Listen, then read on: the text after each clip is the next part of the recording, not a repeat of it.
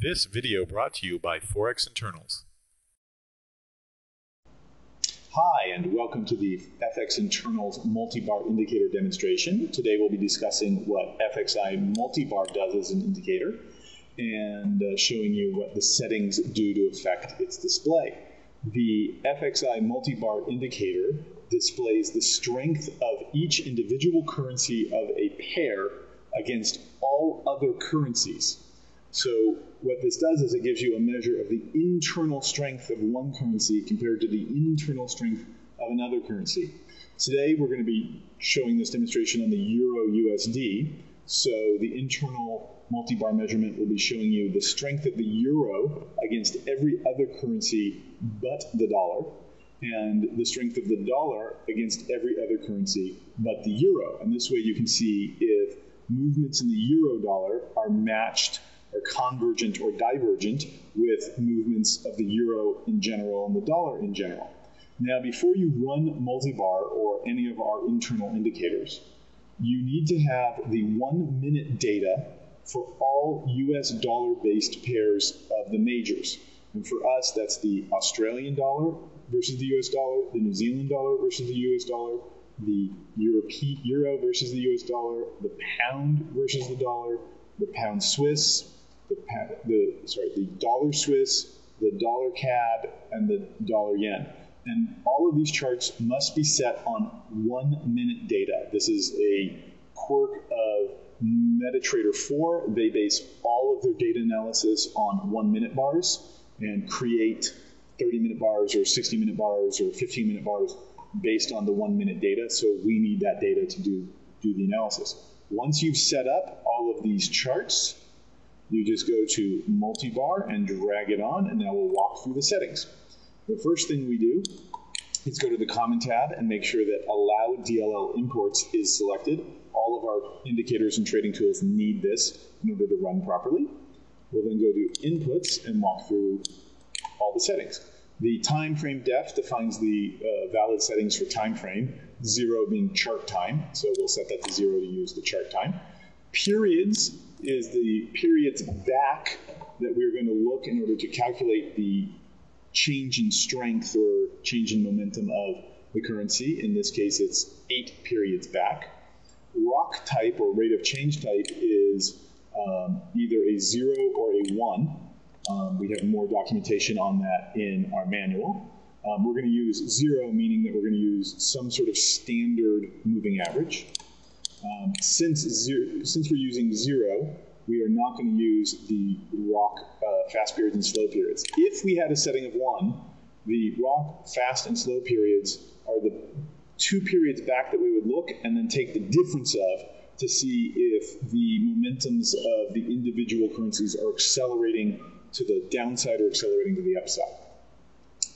Smoothing is, do we take a small smoothing of the measurements so that we don't get large jerky movements in our results because the prices whip around. So smoothing type in this case is 1 for an exponential moving average, and we will smooth this over 3 bars, just a very short smoothing. Price type is the type of price that we will be doing our measurements. We can do it on the close, on the highs, etc. We like 5, which is the typical price, the high plus the low plus the close divided by 3. Calc type is, are we just taking a linear sum of the strength or the average of the strength? Meaning, we can take for example, the euro strength against the Aussie, the euro strength against the New Zealand dollar, the euro strength against the pound, etc., and take the average of that strength, or we can take the sum of that strength. We can add all of them together.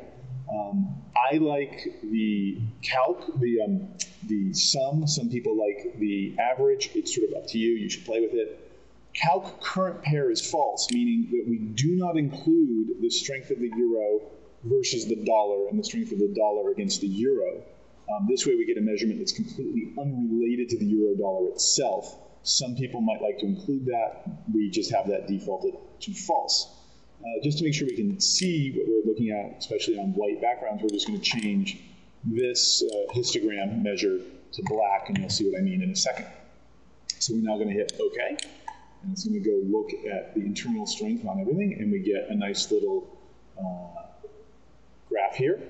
The red line is the strength of the euro. The green line is the strength of the dollar.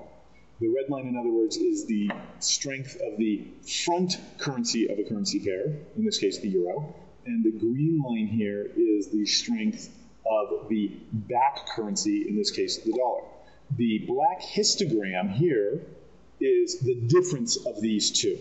So you can see in this area here, the euro is stronger than the dollar because it's positive, but the euro is coming from a negative position and rising, but the dollar is coming from a negative position and rising as well. So you can also see sort of the strength of a move based on where the currencies are coming, if they're rising or falling.